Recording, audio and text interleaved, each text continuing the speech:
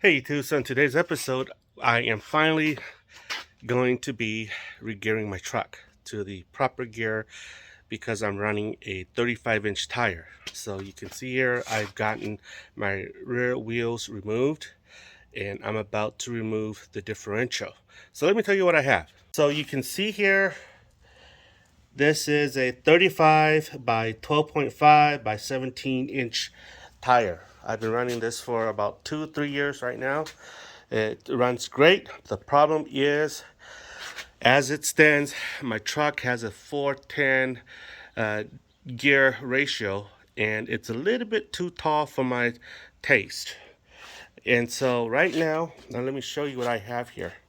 So right now, what I have here is I have another set of differentials, which I have re-geared.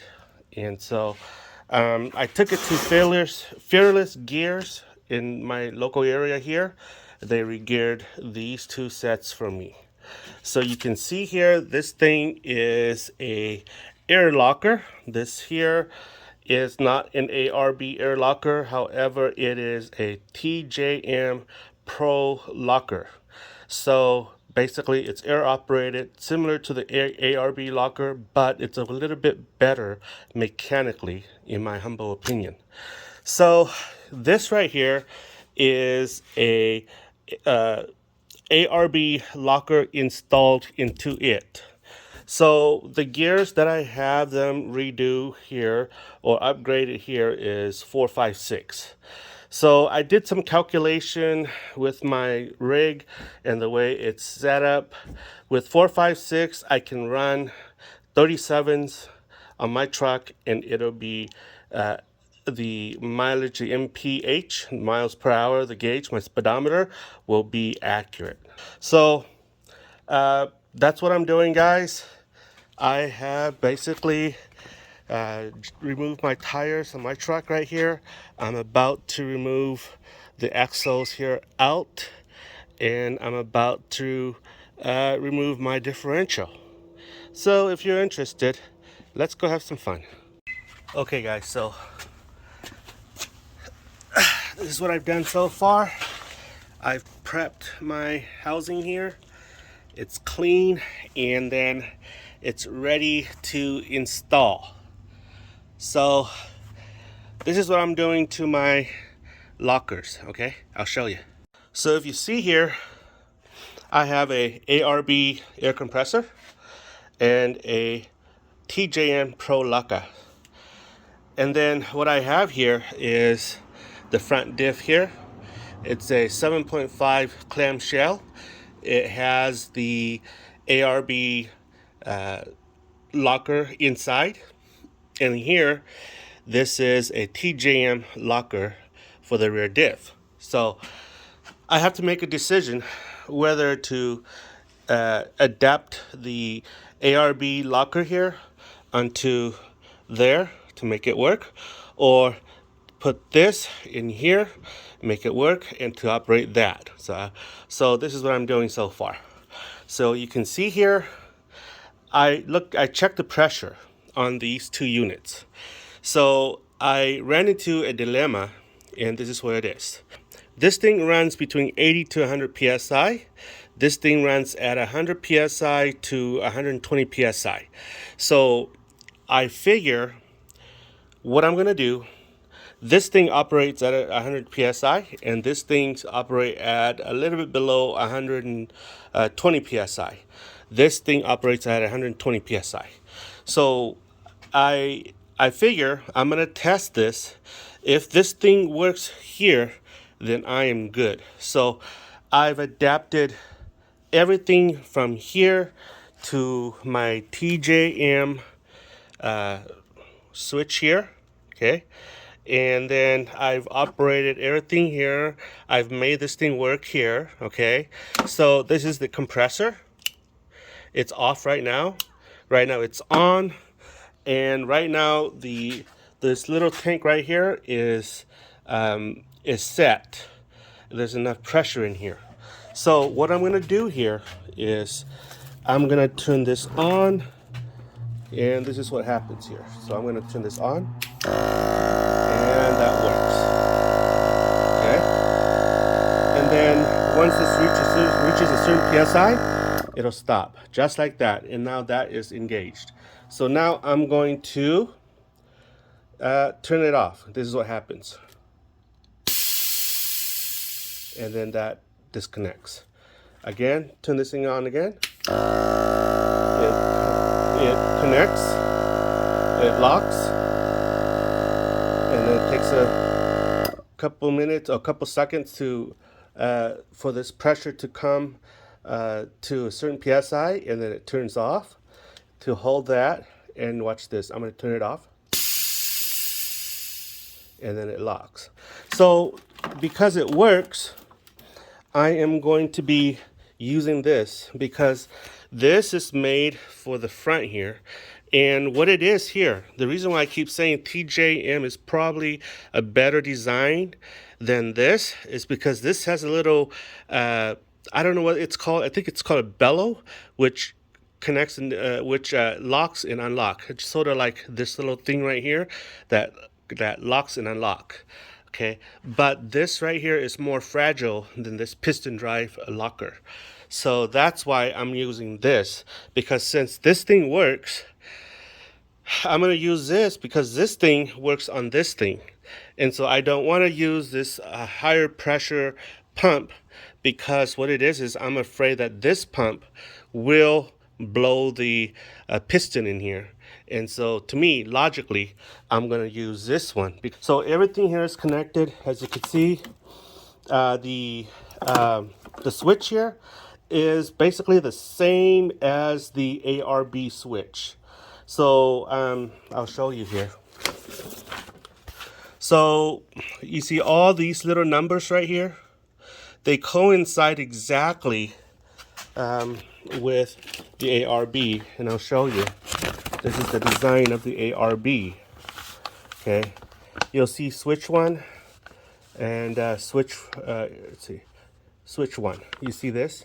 328, 328, 67, 67. Okay, so it works the same. It's the same relay, and yeah, I'm just happy. I'm very, very happy. Okay, guys, so this is what I did. Basically, I installed the differential there. So this is what I'm doing, guys, while I'm waiting for those axles. Basically, I installed the pump here, the compressor. And so what I'm doing now is I am going to be installing the hoses. So I'm plumbing the air locker. So you can see here, I have blocked that with a tape so that dirt don't fall in there. Basically, I'm going to plumb it, and I'll show you how it looks like once it's done. Alright guys, so we are here in the engine bay. So basically, this is the compressor. I've mounted right here. And what this is here is, it is a pressure switch that you have to put power to, because at a certain PSI, it shuts the compressor off, and that's a necessity item. And of course, you'll need your little direction. So basically, this will be my first switch, which will be going to my rear differential. And this will be my second switch, which will go to my front differential. However you want it, it's your game, your car.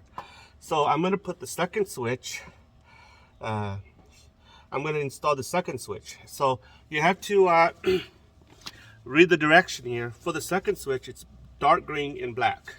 Okay, so we're going to go dark green and black. So it's really easy. Connect the dot. bada bing. Okay guys, so we're doing a test right now. Basically, this is the power line.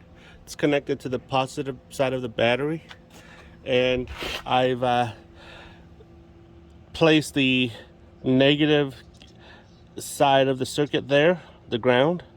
And so I've hooked up all the system here, and so let me show you how this thing works.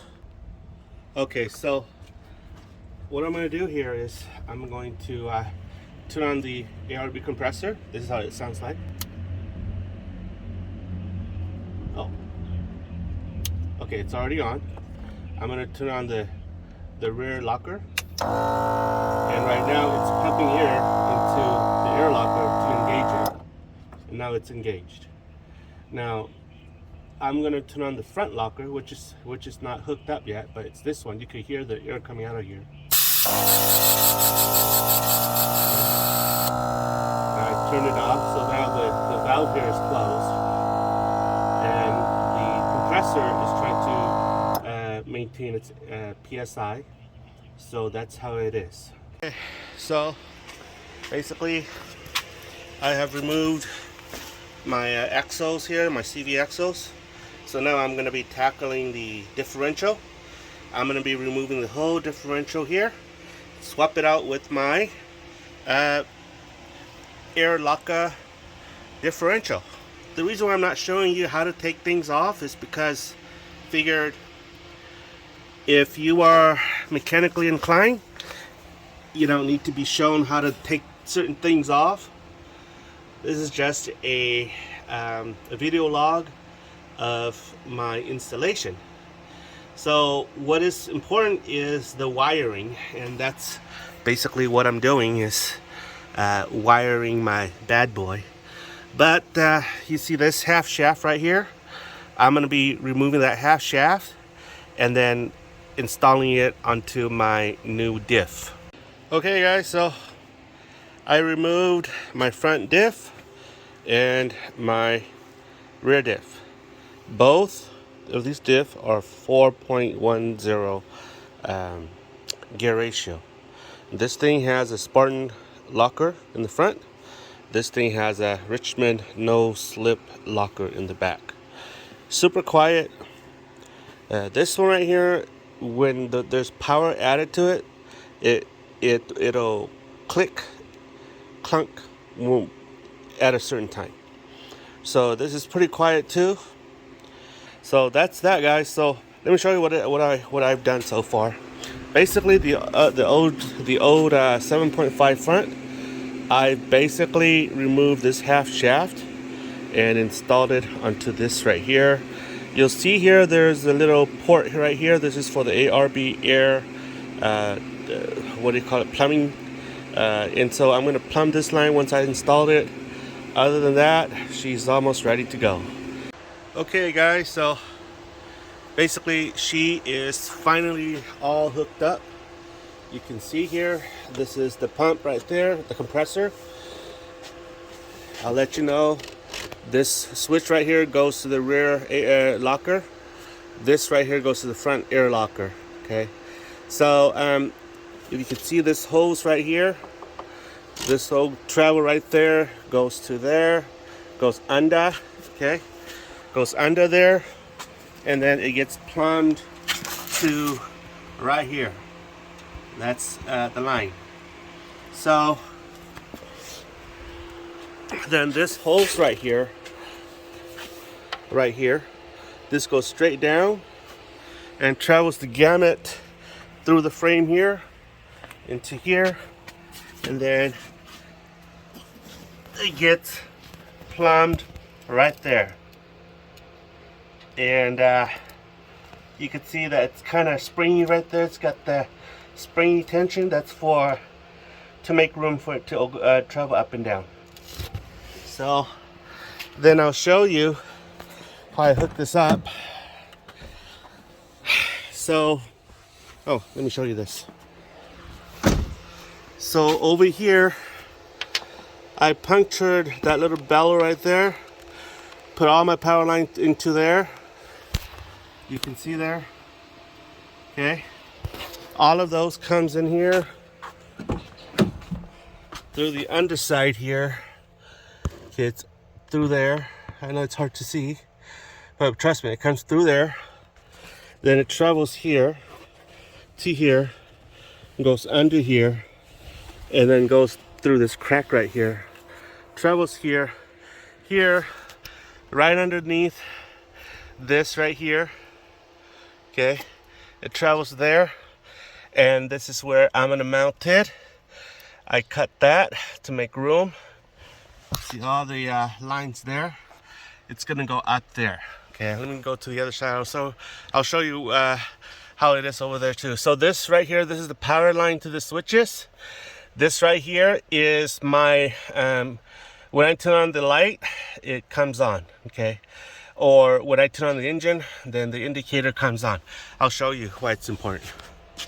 So the blue line right here, okay, goes up to there, travels over this way, and see this blue line?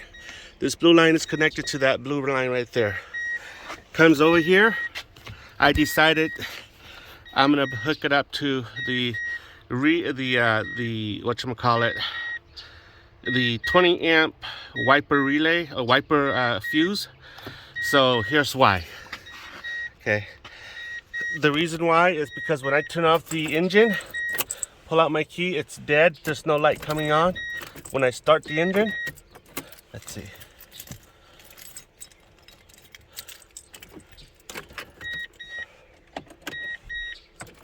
When I start the engine, then this light comes on to indicate where it is, so that at night I can see it. Okay, so this is the compressor. Okay, the compressor turns on because there's a lot of pressure in there already. It doesn't pump. However, when I turn this on, this is the rear locker. Comes on. There's a lot of air in there already, so it doesn't need to be pumped. The compressor doesn't need to come on. And then I'm gonna turn on the front ARB locker, and it comes on. See that? So once it's at pressurized, it's designated pressurized PSI, it stops. Then to turn it off, I can just press this and it turns off everything, and it unlocks my locker. However, if I choose to, I can turn it off one by one, turning off the front locker, okay, and then I can turn off the rear locker, okay, and then I can turn off my compressor, and that's that. I'll show you how it looks like after I mount this. Okay guys, this is how she looks like. This is how she looks like up there. And everything is hidden perfectly.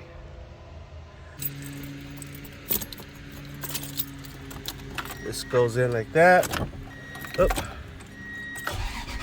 Start the engine. You can see these lights stays on all the time. However, when I turn it off, it turns off. So this is the compressor. Comes on. There's already air inside, so that's why it's quiet. This is the rear locker. There's already air in there, so it stays quiet. This is the front locker, and it's pumping air into the front locker to get it locked. And that's how she goes. Turn this off, you'll hear the psst like that. Watch. There you go. There's two. Okay. Okay guys, so what we're doing right now is I am testing the lockers to see if it works. So basically, I'm going to be turning on the rear locker right now. So let's go do that. You can see here, up here, this is the switch for the compressor. Let's turn her on. Okay, so now we're gonna turn on the rear locker. Okay, so when the rear locker locks, both wheels, this wheel and that wheel over there, will turn at the same direction. Okay, so there you go. It's moving forward and they are turning the same direction. So it's basically locked. That's where it is. I'll show you how it looks like unlocked. Okay, unlocked. Let's go and see how it spins. So this one will spin this way, that one will spin this way. Unlocked. See there. Oh, yeah, that's right. So they spin opposite from each other. Okay, so now let's lock it up and see how it looks.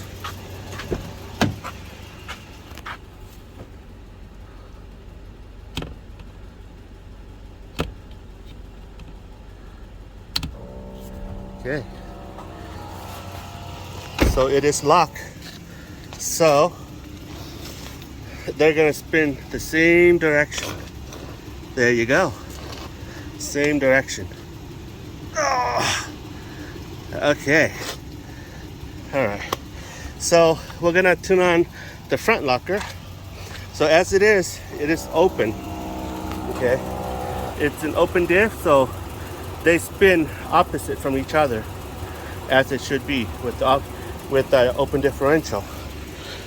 So let's lock them up. This one. All right. So it is locked. So now they should be spinning the same direction. See? Same direction as the other one. Okay guys, so this is the test for the new set of gears. So when I had the 410 gear sets, when I'm doing 30 miles an hour, I'm actually doing 5 miles an hour more. So as I go up and up and up, it's always like 5 miles more or so. So here I am doing a test on the accuracy of this unit here. So let's go and drive around. Again, this is a 456 set of gears that I installed on my truck. And so what I'm doing is I'm testing to see if it's accurate, because I have a set of 35s on my truck. Okay, and that is showing 30 miles an hour there as well. So it's pretty accurate. Don't know if you can see it, but it's showing 28, 29, 30 miles an hour. And it is pretty accurate. Yay! So I'm pretty happy, pretty stoked.